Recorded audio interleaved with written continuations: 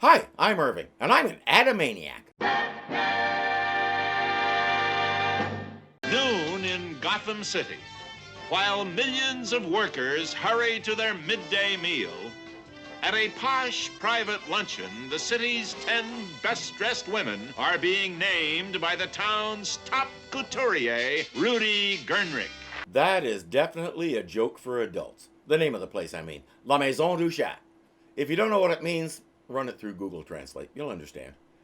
Rudy Gernreich was a well-known costume designer for several television shows at the time, so he's basically doing a cameo. As an extra added fillip, ladies, I have created a new designation. For the best-dressed crime fightress in Gotham City, the first annual Batty is hereby presented to Batgirl.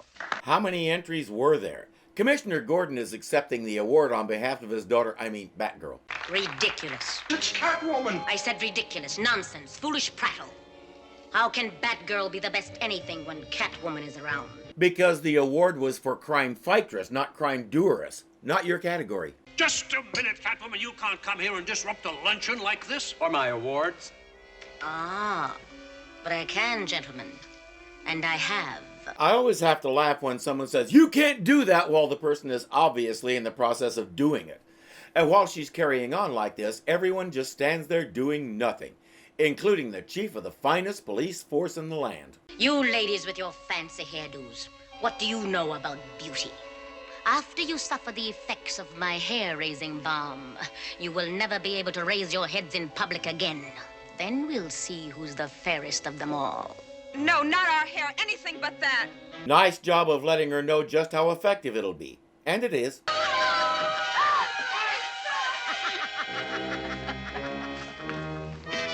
I read your mind, Commissioner. To the Batphone, right? Too bad the same can't be said for those two. Just go grab them. You're cops. It's your job. No, their only job in this entire metropolitan sea of good and evil is to call Batman. In a fashionable midtown men's shop, Bruce Wayne and Dick Grayson scan the new styles. Gosh, Bruce, my first tuck shirt for the first school prom. He was getting ready for a junior prom in Season 2 when Catwoman tried to teach him to dance.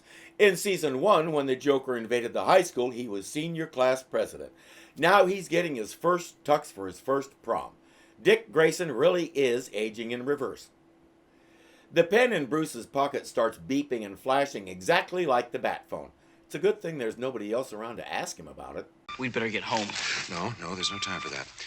We'll change into our spare bat outfits in the limousine and leg it to police headquarters. Leg it? Yes, it's a slang term for walk. How about a taxi? Arriving at Commissioner Gordon's office in a taxi might be deemed a trifle ostentatious. But the fancy, painted, gadget-laden Batmobile isn't. Got it. They leg it the 3 miles to police headquarters. Question: how do you propose to get home? Ruined their hair forever. Catwoman really knows a woman's weak spot. Unless her bomb also makes it never grow again, it's impossible to ruin hair forever. Longtime viewers have seen my hair go through all kinds of incarnations. That's the great thing about hair. It keeps growing. Just as you'd set a thief to catch a thief, you might be able to capture Catwoman by using Batgirl as the bait. Never. Oh, I'm sorry to be so abrupt, Miss Gordon, but I wouldn't dream of endangering that fair lady's head. No, you'd better leave the crime fighting to the men. That's why you always tell her to go home when she shows up to help you out of a jam, right? Batman, sometimes I wonder about you. Then other times you make me certain. Next, we get a good look at Catwoman's lair. A very good look.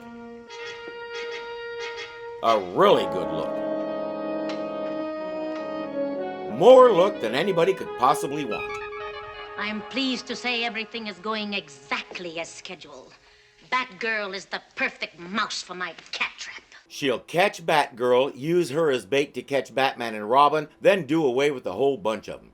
Then she can go ahead with her master plan. We can steal the golden fleece. The golden what? The golden fleece.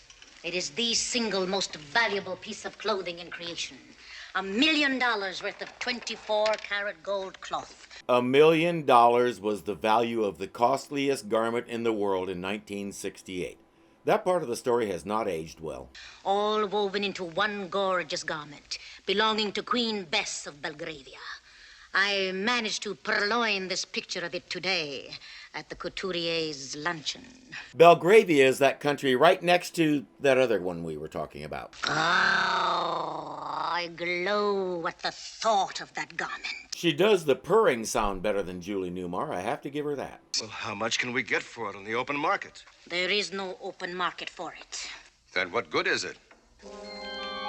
We sell it back to Queen Bess. That means she'll have to go to Belgravia to steal it, right? Is it location time? She's due to arrive here today for a series of private audiences in Gotham City. Are you kidding? We blew the location budget in Londinium. If she returns to Belgravia without it, her people will be up in arms. In other words, we are in the catbird seat. And why is the Queen bringing it with her? Catwoman sends a telegram to Gordon. The annual fashion show, also run by Rudy Gunrick in the showroom of Fashionation magazine. And I'm going to get away with it. Signed, Catwoman. As usual, Gordon is right on top of the situation. What do we do, Batman? As I said. Let us handle it, Commissioner. And if you should hear from Batgirl, don't tell her about this turn of events. Your daughter Barbara may have been correct when she said this might be a trap for Batgirl. Right. I won't tell Batgirl a thing. Won't tell Batgirl what, Daddy? So much for that. I love how innocent she is about the whole thing. Whatever do you mean, Daddy? What are the bad people doing, Daddy? Now the Batmobile and the Batgirl cycle are heading to the showroom from opposite directions. Last time they did that, they almost crashed into each other. I hope they're more careful this time. For the rest of this year, at least, the fashionable woman will be wearing less than ever before. There is a continuing trend towards mini dresses, mini gloves, and even mini shoes. Mini haha. Her joke was a lot better than his comments. Just why are you doing this? These are all one-of-a-kind clothes, Rudy. I intend to add them to my wardrobe. Let no one say that Catwoman is not the best-dressed woman in the world. But she never wears anything but the black outfit. What's the point of having the clothes if you don't wear them? And if you don't dress in them, how can you be the best dressed? There are no fashion shows where you're going, Catwoman. And how could a feline feloness like you also be a fashion model? Credit where credit is due, Robin. She may be evil, but she is attractive. You'll know more about that in a couple of years. He has his driver's license and a car. I'll bet he has a fair idea what the back seat is good for. Now, are you coming quietly, Catwoman, or must we use force? Your silver-tongued oratorio has convinced me, Batman. I hereby remit myself to your muscular custody. Don't try to pull the wool over our eye slits. Now, would I do a thing like that? They never check their backs. Batman is too busy alternately drooling over Catwoman and being too naive to realize that Robin is, too. There's only one ingredient missing in this stew. Batgirl. Look again, Catwoman. Batgirl, how did you find out about this? I specifically asked Commissioner Gordon not to involve you. We can fight our own battles. Yeah, you're doing a great job of it right now, Mighty Mouth. What crawled up his butt? Why all of a sudden is he treating Batgirl like she's made of glass?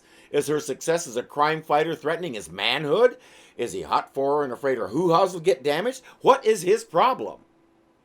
Catwoman runs into the model's dressing room. If the dynamic drips react the way I expect them to react, they will not step into this most hallowed and forbidden no man's land. But Batgirl will. She's one of the women, so there's no reason why she shouldn't. What are we going to do? We can't step into that most hallowed and forbidden no man's land without closing our eyes. If we close our eyes, we can't see anything. A sound observation, Robin. I can't see through my eyelids. Open them. Oh, they're manual. Come out, wherever you are, Catwoman. Right here. Maybe Batman was right about Batgirl. She's not having a very good day. Batman and Robin wait as long as they can, then they venture in. Close the door, Robin. There are other eyes.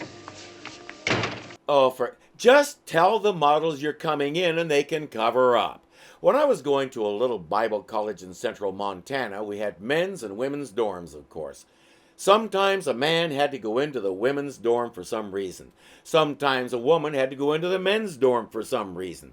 The person bringing them in would just yell, "Man on the floor," to warn everybody to be rated G. Somebody else would yell, "Well, pick him up, don't just leave him there," and everything was fine. All you need to do is announce yourselves and you can stop acting like idiots. Batgirl, are you in here? Catwoman kidnapped her, Batman!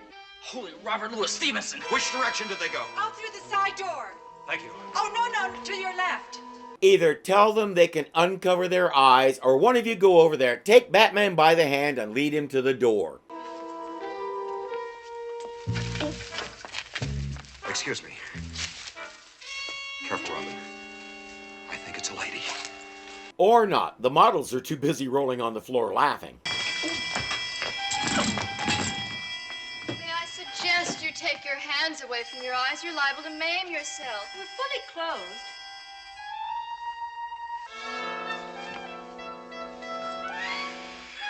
What now, Batman? Now you go to the Batmobile while I examine their clothing more closely to be sure they are fully clothed. This may take some time. You'll understand in a couple of years. This is the most cataclysmic plan in my catalogue of crime.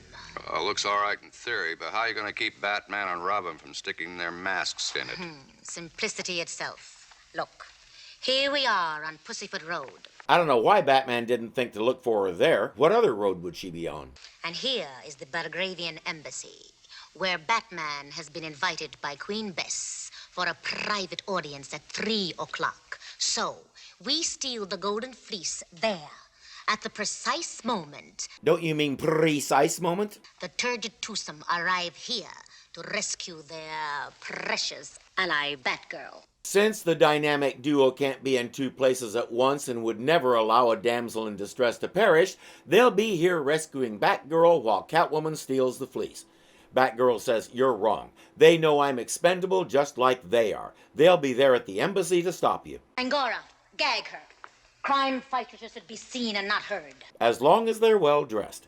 In the Batcave, Batman is having trouble focusing on what Catwoman is after because he's worried about Batgirl. A meeting with the Queen of Belgravia is another distraction until he remembers the fleece that she wears on special occasions. A little Batman logic and he has the whole plan sorted out.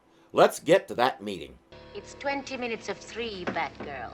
The next sound you hear will be an automatic pattern cutter with teeth of steel.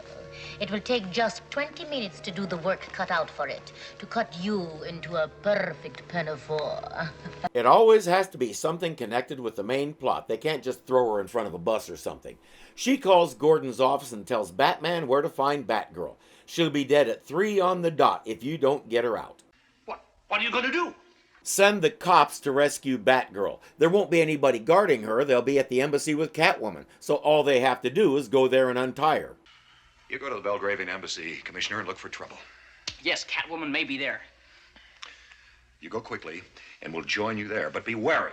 You must be on time for the audience, or you're liable to incur Queen Bess's renowned and redoubtable royal wrath. I have a terrible feeling he's doing this backwards. I had to get rid of them, Robin, so that we could use the phone. 32 Pussyfoot Road is not far from Wayne Manor. Just pray that Alfred is near the bat phone. Which, of course, he is. Batman tells him to put on a disguise so Batgirl won't recognize him as Bruce Wayne's butler and make the connection between Bruce Wayne and Batman. And hurry. Is it 3 o'clock yet? Almost, Your Royal Goodness. It's 2 minutes off. Oh. Well, then, we must prepare to meet our guests. Smedley, bring me my other head. I don't like the look of this one. Who are you? Catwoman. Is she on my list for today's audience? No, Your Royal Goodness. Call my social secretary for an appointment. That's gonna mess up her hair.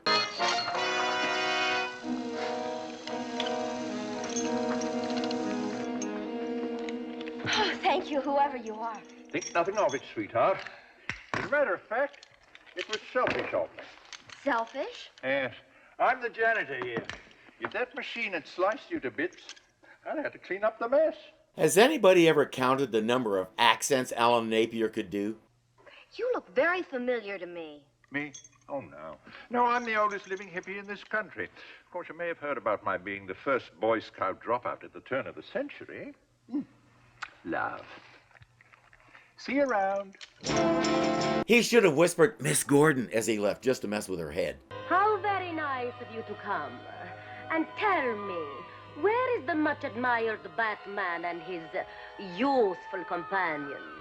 I'm afraid Batman may be a few minutes late, Your Highness. Well, it's too bad.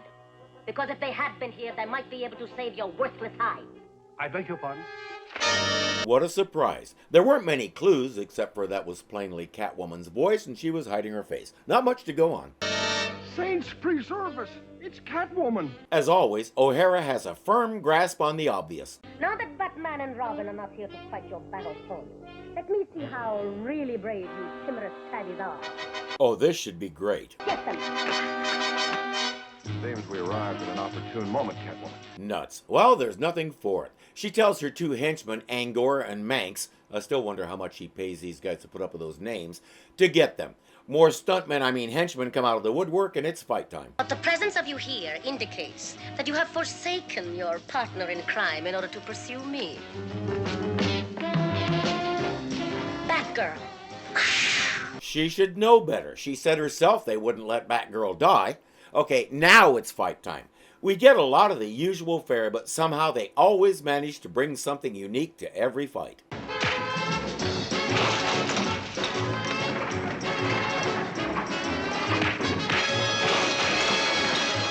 Like that.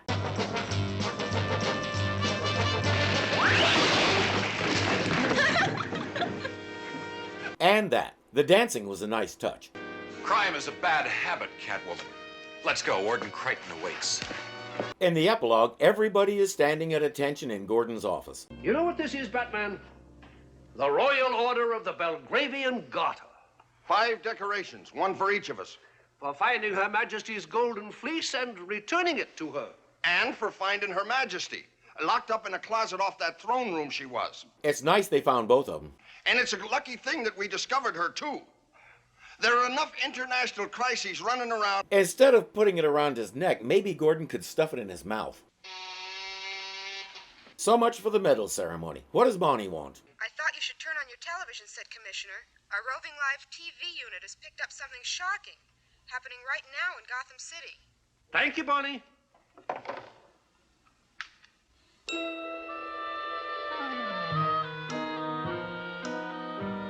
People walking in funny clothes. Shocking! They don't seem to be doing anything except walking through what looks like a wax museum or something. So what's the big deal? I guess we'll find out next week. I did indeed watch this with a fresh eye, and Eartha Kitt made a convincing Catwoman. She has the brashness, the attitude, the smoothness, the slinky sexiness, as she does the role of the others better than Julie. And Julie, I'm sorry, but there's one category that she beat you in. See, I never really bought the idea that you despised Batman enough to want to kill him. I never got a real sense of menace. When she says she wants Batman dead, I believe her. As I said before, Eartha Kitt's Catwoman is vicious. She gets off on causing chaos and committing big crimes. And if she happens to kill somebody, she gets off on that too. Both Julie Newmar's and Lee Merriweather's Catwomen were driven by greed. Eartha Kitt's Catwoman is driven by hate and sadism. Stealing the Golden Fleece could start a war. She thinks that'd be nifty. I can't see any other Catwoman I've ever watched or read about having such an attitude. That's the only thing I really don't like about her. There's none of the softness that tempers the feline ferocity. This isn't my lap cat Bubba who goes out and catches a bird and comes home and declares himself the mighty hunter as he begs for treats. This is full-on jungle cat, wild and ferocious, not to say rabid dog mean. The performance was outstanding, but I feel like the character lost something. How much of that was the actor and how much was the director, we'll have to see when she comes back later in the season. For now, I'm going to try and find a way to get the image of hippie Alfred out of my head. I'm Irving, and I'm an Adamaniac.